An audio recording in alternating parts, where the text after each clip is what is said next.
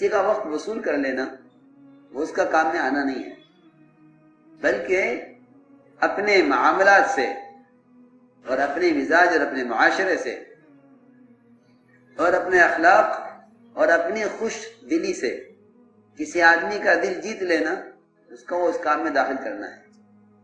رسول اکرم صلی اللہ علیہ وسلم نے اپنے صحابہ کو اس کا عادی بنایا تھا کہ تم امت کو کیسے لوگے، امت کو کیسے لوگے۔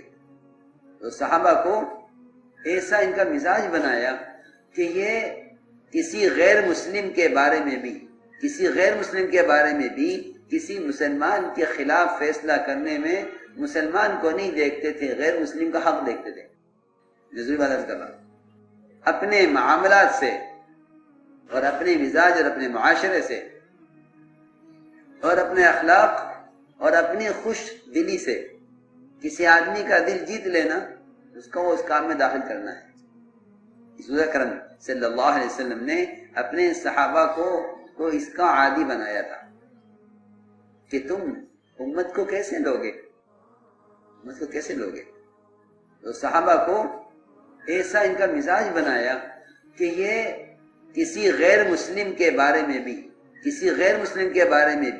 کسی مسلمان کے خلاف فیصلہ کرنے میں مسلمان کو نہیں دیکھتے تھے، غیر مسلم کا حق دیکھتے تھے۔ ضروری بات عرض کر رہا ہوں، ہمارا حال یہ ہے کہ ہم معاملہ کرتے ہیں کسی کے ساتھ احسان کا، اگر یہ ہماری جماعت کا ساتھی ہے، اور اگر یہ جماعت کا ساتھی نہیں ہے تو اس کے ساتھ معاملہ کریں گے اجنبیوں کی طرح۔ یہ معاملہ الٹا ہو گیا، اپنوں کے ساتھ احسان، اجنبیوں کے ساتھ معاملہ۔ ہونا یہ تھا کہ اپنوں کے ساتھ معاملہ، اجنبیوں کے ساتھ احسان۔ یہ ضروری بات ہے بہت۔ معاملات سے تعلقات باقی رہتے ہیں اور احسان سے تعلقات پیدا ہوتے ہیں، قائم ہوتے ہیں۔ اس لیے غیروں کے ساتھ احسان، اپنوں کے ساتھ معاملات، اپنوں کے ساتھ معاملہ، کہ یہ معاملہ صاف کرو، اور غیروں کے ساتھ احسان۔ تو غیروں کے اسلام سے متاثر ہونے کا ایک بنیادی سبب یہ تھا۔ حضرت علی رضی اللہ تعالیٰ عنہ کی زیرہ بازار میں بک رہی تھی، حضرت علی نے دیکھ لی، سب اور پہچان لیا کہ زیرہ میری ہے، چرائی گئی۔ یہودی بیچ رہا تھا، یہودی نے کہا میری زیرہ میری ہے، حضرت فرمایا میری ہے۔ دونوں میں اختلاف ہو گیا کہ چلو عدالت، جج فیصلہ کرے گا۔ وہاں گئے دونوں، ایک طرف یہودی، ایک طرف امیر المؤمنین علی بن ابی طالب، خلافت کا زمانہ تھا۔ چلو جج کے پاس، وہ فیصلہ کرے گا عدالت میں۔ عدالت قائم ہو گئی۔ جیسے ہی حضرت علی کو دیکھا جج نے، وہ کرسی سے اتر کے نیچے بیٹھ گیا یہودی کے ساتھ۔ حضرت علی کو کرسی بٹھایا، المؤمنین کیا حکم ہے، کیا خدمت کروں؟ آپ کیوں آئے؟ حکم بھیجتے وہاں سے ہو جاتا کام، آپ کیوں آئے؟ جی ہاں، جج نیچے بیٹھا ہوا یہودی کے برابر میں، حضرت علی کرسی پر بیٹھے جج کی۔ کیا بات ہے؟ فرمائیں کیا حکم ہے؟ کہ میری زرہ ہے، یہ میری ہے، میں جانتا ہوں، اور یہ یہودی کہتا ہے میری۔ جج نے کہا حضرت علی سے کہ مومنین گواہ چاہیے آپ کی طرف سے۔ حضرت نے فرمایا کہ میرا بیٹا گواہی دے گا، اور یاد رکھو، یہ بھی کہا کہ یاد رکھو کہ یہ جنت کے جوانوں کے سردار ہیں، حسن، یہ گواہی دیں گے کہ مومنین بات تو آپ کی، یہ بات تو ٹھیک ہے کہ جنت کے جوانوں کے سردار ہیں، لیکن یہ بیٹے کی گواہی باپ کے حق میں معتبر نہیں ہے، اس لیے یہ نہیں چلے گا۔ کہ اچھا میرا غلام گواہی دے گا، قمبر وہ گواہی دے گا، کیونکہ وہ خادم ساتھ رہتا ہے، غلام جانتا ہے کہ زرہ کس کی ہے۔ تو میری بات تو ٹھیک ہے، آپ سچ کہہ رہے ہوں گے، لیکن غلام کی گواہی کافی نہیں ہے، لہذا میرا فیصلہ یہ ہے کہ زرہ یہودی کی ہے، آپ کی نہیں ہے۔ ہو گیا فیصلہ۔ کس کے خلاف؟ امین کے خلاف، یہودی کے حق میں۔ تو یہودی نے کہا کہ میں اسلام قبول کرتا ہوں۔ اس نے کہا اشہد ان لا الہ الا اللہ واشہد ان محمد عبدہ ورسولہ، کہ میں اسلام اس بات پر قبول کرتا ہوں کہ میں صرف یہ دیکھنے کے لیے حضرت علی کو یہاں لایا تھا عدالت میں کہ تمہارے مسلمانوں کی عدالت میں فیصلے نبیوں کی طرح ہوتے ہیں یا غیروں کی طرح ہوتے ہیں، کہ تم نے نبیوں والا فیصلہ کیا ہے۔ اس انصاف نے مجھے مسلمان بنایا ہے۔ یہ ہے بات۔ ایک ساتھی نے یہ قصہ سنایا ہمیں، ایک ملک کا، اور میں واقعی اس قصے کو سن کے حیران ہو گیا۔ اس نے کہا کہ ایک یہودی کا مسلمان کوئی دوست تھا، آپس میں دوستی بہت زیادہ دوستی مسلمان کی اور یہودی کی، دونوں پڑوسی، برابر کا گھر دونوں کا، اور یہ مسلمان بہت مالدار تھا، حد سے زیادہ مالدار۔ اس کو کہیں سفر کرنا تھا تو اس نے اپنے گھر کا قیمتی سامان ایک صندوق میں کر کے اس کے حوالے کیا کہ دوست میں سفر میں جا رہا ہوں، یہ تم رکھ لو۔ ٹھیک ہے، رکھ دو، کوئی بات نہیں، اعتماد ہے، دوست ہے، ساتھ ہمیشہ کے ساتھ رہنے والے، اور رکھ دیا، اور رکھ کے چلا گیا سفر میں۔ کچھ عرصے کے بعد آیا واپس، ملاقات کی دوست سے کہ ہاں ملے ٹھیک ٹھاک، کہ وہ امانت دے دو۔ یہ کیسی امانت؟ کون سی امانت؟ آپ نے مجھے کچھ نہیں دیا کہ بھائی میں آپ کے پاس امانت رکھوا کر کہ نہیں میرے پاس کوئی امانت آپ نے نہیں رکھوائی، کیونکہ مال زیادہ تھا بہت، اس کی نیت خراب ہو گئی۔ اس نے بہت کوشش کی ہر طرح سے، لیکن وہ نہیں مانا کہ نہیں، آپ کی میرے پاس کوئی امانت نہیں ہے، میری آپ سے اس موضوع پر کوئی ملاقات ہی نہیں ہوئی، جائیے۔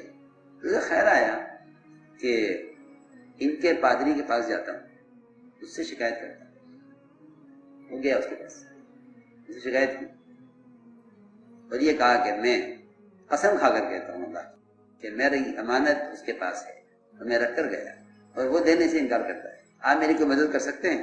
اس نے کہا تم سچ کہہ رہے ہو کہ میں سچ کہہ رہا ہوں۔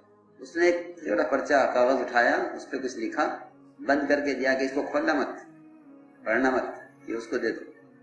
وہ لے گیا اور پرچہ لے جا کر اس کو دیا کہ یہ پڑھ لو۔ اس نے پرچہ پڑھ کے کہا بیٹھو بیٹھو بیٹھو، میں بھی آتا ہوں۔ وہ گیا اور پورا صندوق اس کا لا کر، یہ آپ کی امانت ہے، اور اس میں کوئی کمی ہو تو دیکھ لینا، کہ نہیں بند ہے، کوئی بات نہیں، ٹھیک ہے، دے دیا۔ اس نے کہا کیا بات ہے، آپ نے مجھے اتنا عرصہ پریشان کیا، میں کہتا رہا میری امانت ہے اور آپ کہتے رہے کہ نہیں ہے، اس پرچے میں کیا تھا؟ کہ نہیں یہ نہ پوچھو پرچے میں کیا ہے، کہ نہیں بتاؤ پرچے میں کیا لکھا تھا۔ اس نے بہت اصرار کیا تو اس نے کہا کہ پادری نے مجھے یہودی کو پرچے میں یہ لکھا ہے کہ تو نے کیسے خیانت کر لی، تو مسلمان کب سے ہو گیا، یہ اس نے لکھا کہ تو مسلمان کب سے ہو گیا۔ اس نے کہا یہ پڑھ کر مجھ سے نہیں رہا گیا کہ نہیں میں مسلمان کیوں ہوتا، میں تو یہودی ہوں۔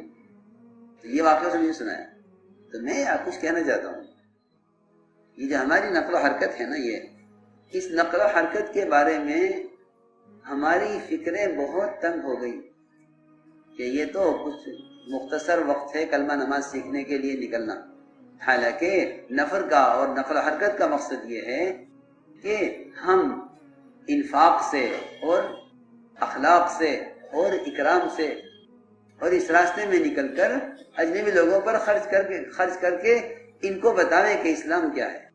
میرے نزدیک آپ کا ملک ایسا ہے کہ وہاں اپنے معاملات اور اخلاق سے اکرام کا تعارف، اسلام کا تعارف کرانا ایک فرض کا درجہ رکھتا ہے۔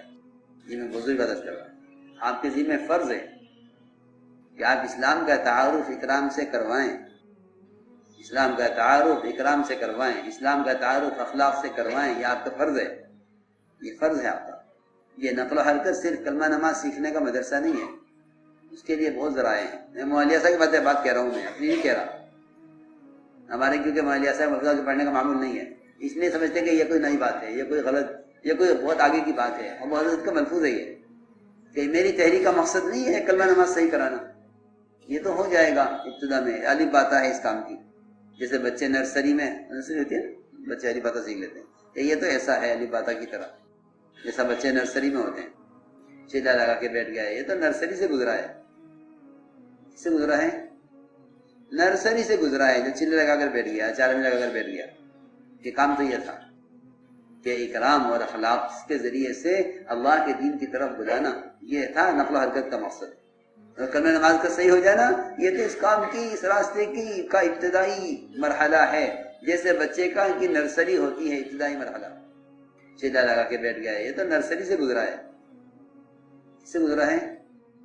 نرسری سے گزرا ہے، جو چلے لگا کر بیٹھ گیا، چارے میں لگا کر بیٹھ گیا۔ یہ کام تو یہ تھا کہ اکرام اور اخلاق کے ذریعے سے اللہ کے دین کی طرف بلانا، یہ تھا نقل و حرکت کا مقصد۔ اور کلمہ نماز کا صحیح ہو جانا، یہ تو اس کام کی، اس راستے کی کا ابتدائی مرحلہ ہے، جیسے بچے کا ان کی نرسری ہوتی ہے ابتدائی مرحلہ،